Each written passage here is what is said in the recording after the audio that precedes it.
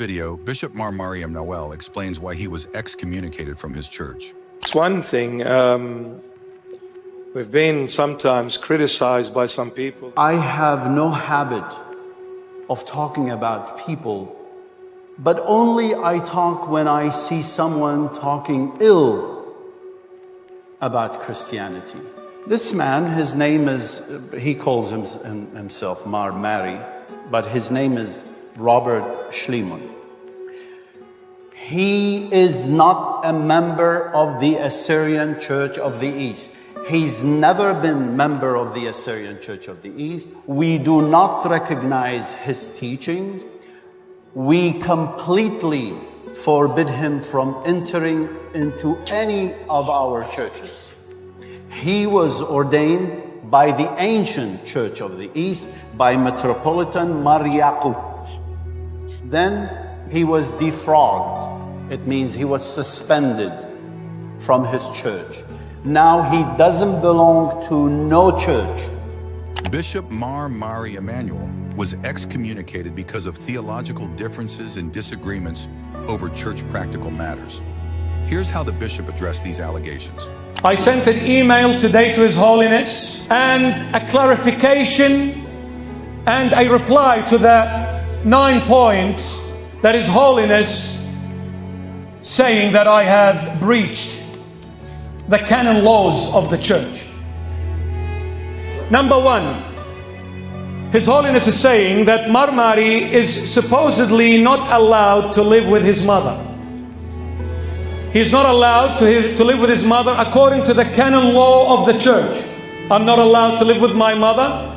I have to live in the church premises. Well, here is the reply to that point. The Council of Nicaea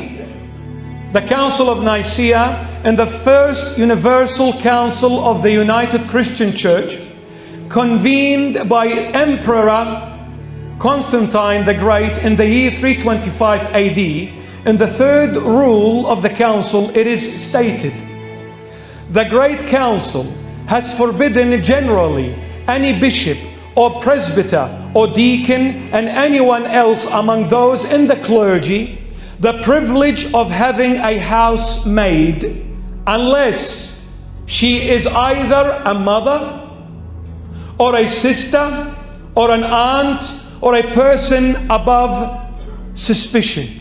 Canon 3 of the First Universal Council of Nicaea. I can live with my mom because the Nicene canon law is universal for Catholic, Orthodox, all churches. All churches.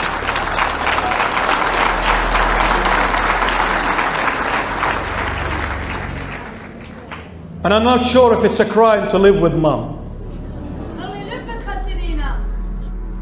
Number two, that Marmari must supposedly attend every morning and evening prayer in public on a daily basis in the church.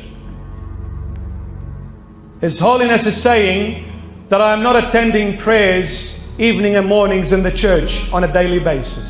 I have breached the canon laws of the church.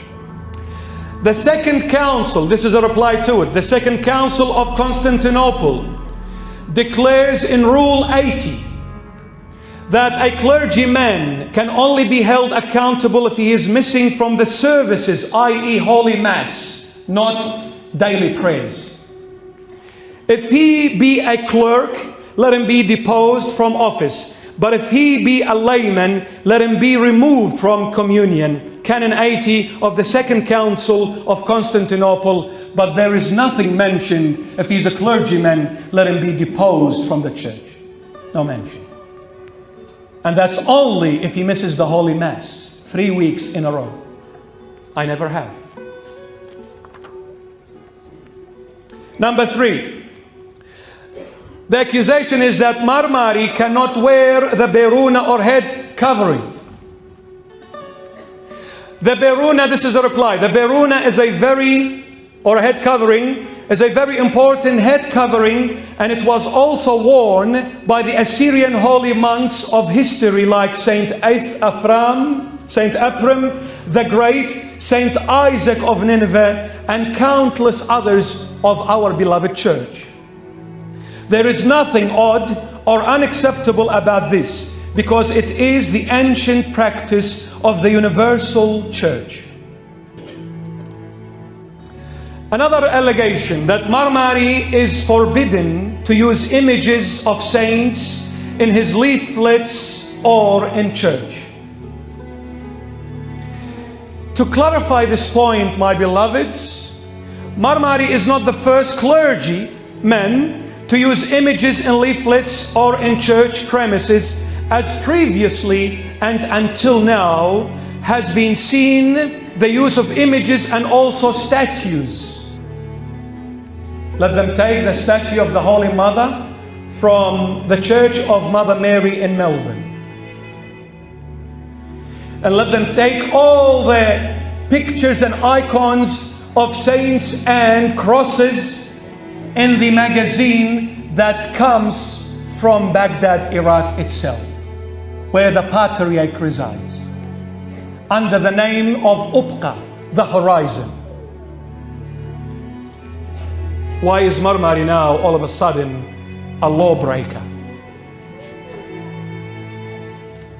Another accusation, that Marmari is forbidden to run a charity to help those in need.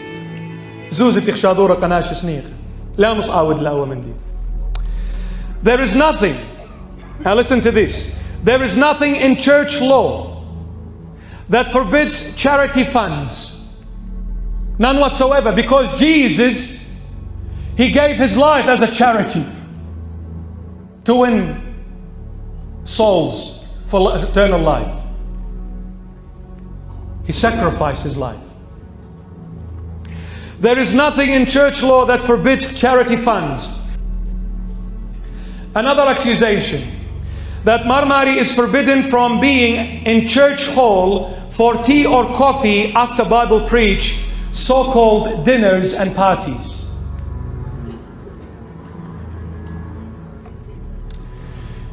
There is nothing in church law. It is not a canon law. What has that got to do with having a coffee? There is nothing in church law to validate this accusation. In fact, servants of the word and of the table is biblical, my beloved. Refer to the book of Acts, chapter 6, verse 2. It's biblical, if anything.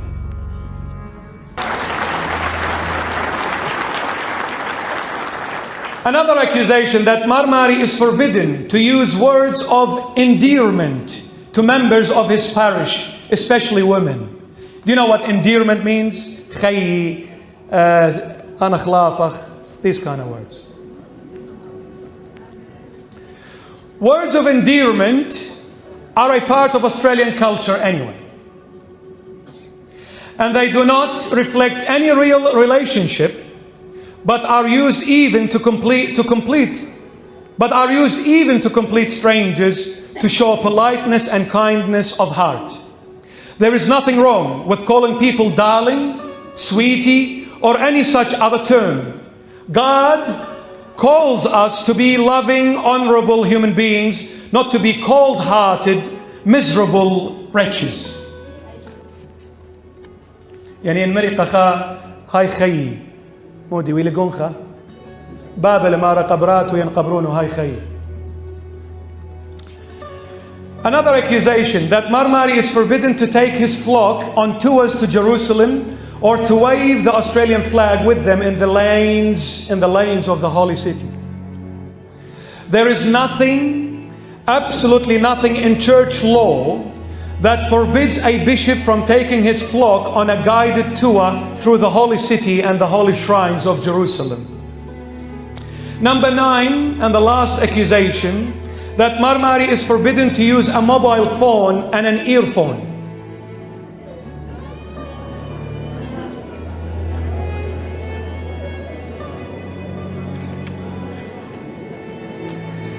There is nothing in the church law that forbids a bishop from using modern technology such as mobile phones or earphones in order to communicate with his flock or to fulfill his duties as a bishop. Also, as a health hazard, placing the mobile phone on one's ear can lead to health problems. Following the bishop's excommunication, he founded an independent church in the Eastern Syriac tradition of Christianity known as Christ the Good Shepherd Church. In a new sermon recently released, Mari Emmanuel shared some good news regarding his church. Here's what he had to say. I thank the Lord that this church is now officially recognized by the government as a bill of parliament. It was passed on the 15th of August this year. And we are a church recognized like a Catholic church, all Orthodox churches, both Oriental and Eastern Orthodoxy. We are recognized as a Christian, Apostolic, Orthodox church, my beloveds. You know, God bless you as you subscribe to this channel.